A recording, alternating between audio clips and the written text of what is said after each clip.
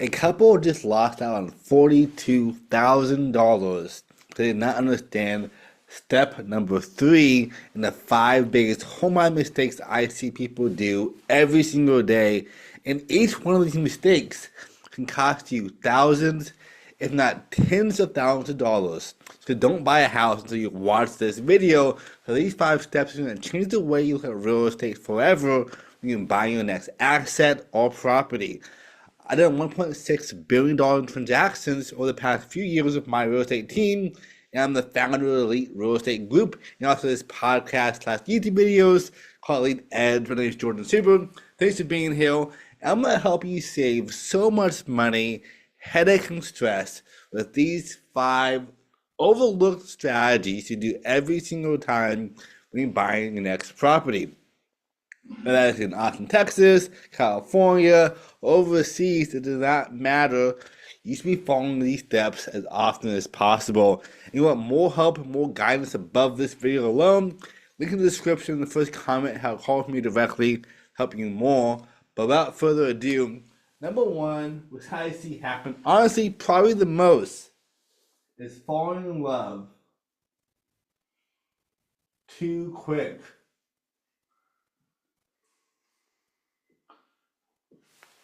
Now, what does that mean? Fall in love too quick. How can you do that?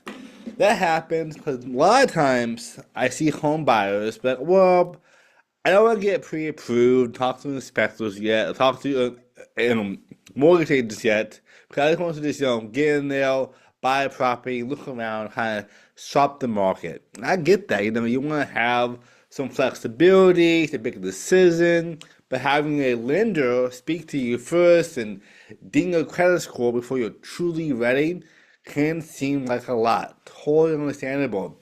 But here's the thing. When you don't get pre-approved first, what normally happens is you waste a lot of your time, not even the agents, your time, because you don't know how much you're approved for. Are you approved for $1 million, $5 million, $10 million, 300K? What is your range? So what happens is you're on some your agent or by yourself at open houses. You say, wow, this home is amazing. I love it so much. But what gets you down is without a pre-approval, you will not get approved by any property. And I know right now you're probably seeing on the news, this market is terrible, it's only for buyers, and you have time. Yes and no. I just sold a house last week, a couple weeks ago actually now, for over $100,000 above asking price. Within 2 days, multiple offers through a bidding war, all cash, on $1 million property. So you have time for some properties, but also you don't. If the home you love a lot could be gone that following Monday, Tuesday, or even the same day you saw it. So not being pre-approved actually limits you of getting accepted in time to buy the property. And also a step further, more often than not, a lot of agents will actually require you to have a pre-approval to go into the properties, especially in luxury real estate. Again, my team's done the $1.6 billion transactions, and we do rural homes, single-family houses, luxury, commercial, you name it.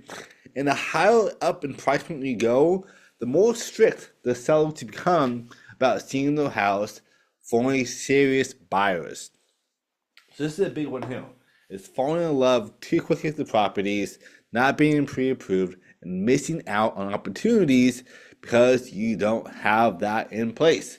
So I want to be so keen on you on how important it is to make sure you always get pre-approved prior. Another fun fact for you, you can get pre-approved by one person or 1,000 agents who are lenders, and it affects your score the same way.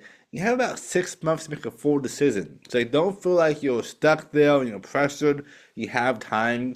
If it gets really bad, you can even ask for extension in some cases too. So this is a big one though. I see it happen so often. You will be rejected a lot of times without having this pre-approval. Number two, which is also a big one especially for first-time home buyers, because they never know this is even a thing. That is hidden cost. Hidden cost is a huge, huge one that people miss all the time because they think all I need to do to buy a property is have my 3.5% down if it's FHA for first time home buyers, or my 10, 20, 30% down or more sometimes to buy this property or asset. And there's more cost involved that goes into this. You have taxes, you have insurance, you have title fees. In some cases, you have agent fees. You have all these fees involved. So you have taxes, you have insurance, you have warranties, title, and the list goes on. Actually, you want to have a full breakdown on this, a whole video up above that walks you through all the closing costs, what to expect.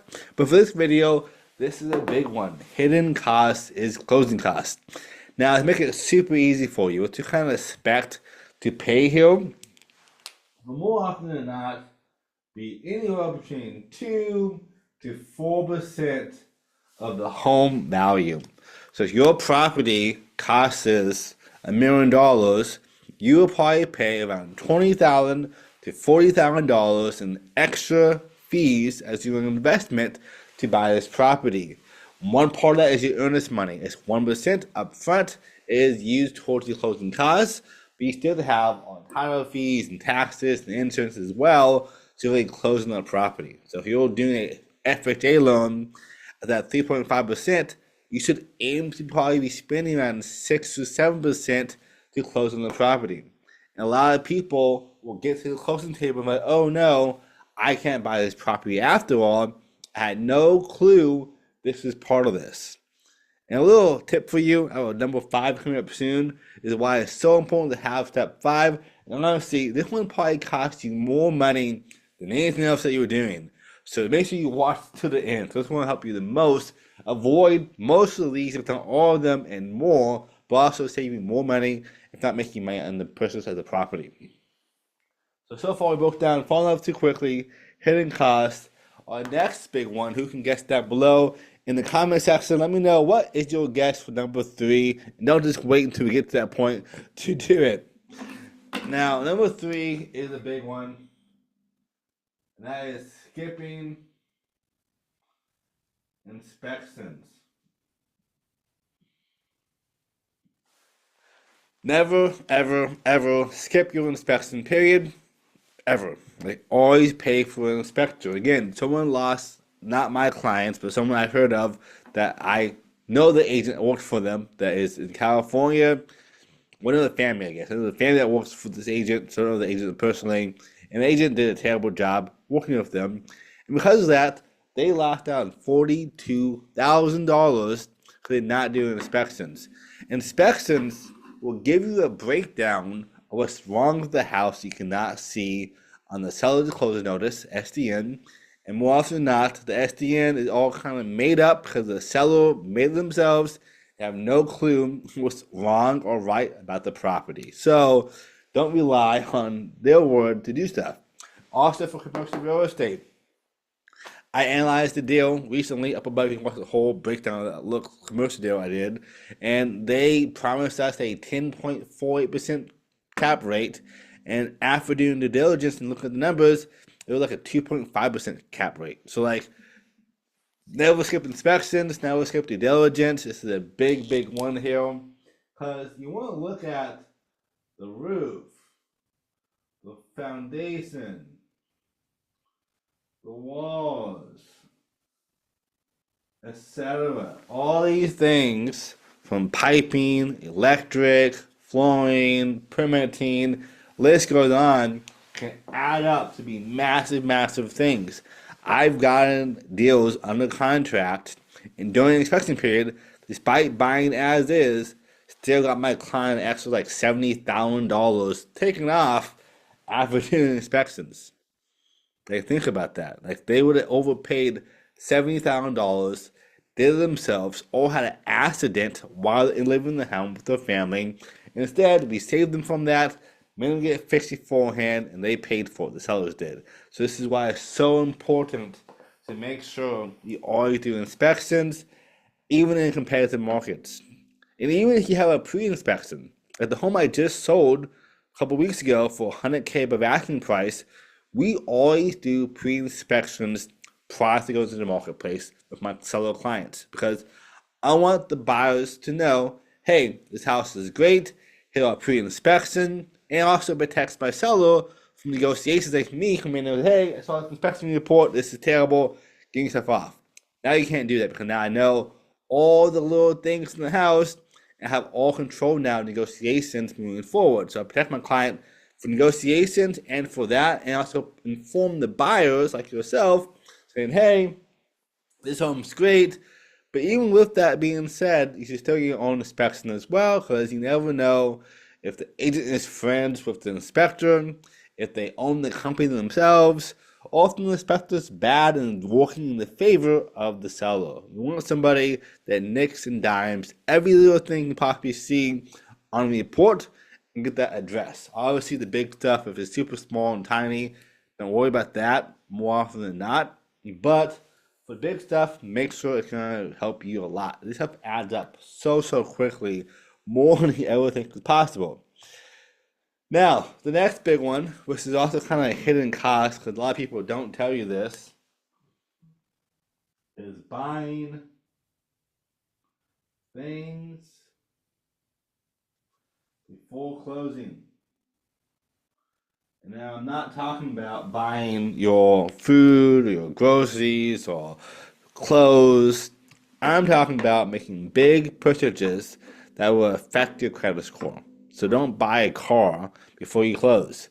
So when you do that, it will totally disrupt your debt to loan ratio and make you get unpre-approved super quickly before having the opportunity to close on the house. So new credit cards, anything for credit in general, don't do new cars, don't buy a new boat. I've seen it all happen before. Even despite telling people don't do this stuff, it still happens. So make sure when you are doing this stuff, you're not buying a lot of random things.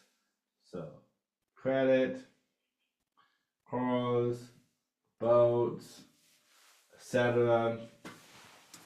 All these things will add up to be a massive headache for you, which you don't want. So that is our top 4 ones. And the 5th one is by far the most important one. Of course, I'm a little biased here, but I think it is super powerful. Working without a realtor. This one will cost you the most amount of money because your agent is there to help you not only do the transaction, but also, let's get this up high, there we go. Not only help you do the transaction, but also help you make sure you don't make a bad decision, don't overspend money, don't do things you should not be doing, and so much more. Like my biggest savings to date for a luxury home was $362,000. Yeah, $362 on one deal plus concessions. On the commercial side, got them to do a big switch up and taking off the land and everything else like that, and got $1 million for them off the ask price. So like my ranges is high because I understand how to help you get more back. I do CMAs and market analysis. I do hard negotiations. I do our due diligence. Our team works with you directly for white glove experience to make sure that you're not overspending on this property, and to also make sure you win the deal.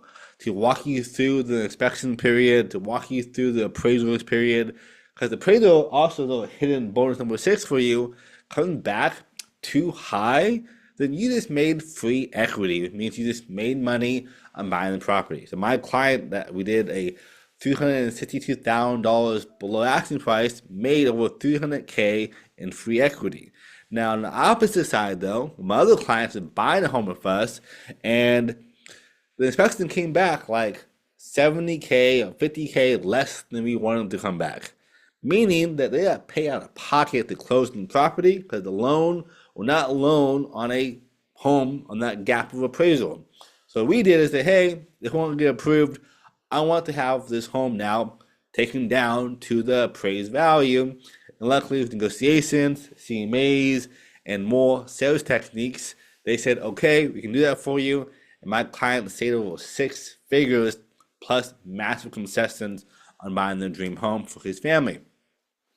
So working for an agent again is the best one can do. It's going to help you do all these things and more. And you want help with having an agent working on your side, again, down below, link in the description or the first comment as well.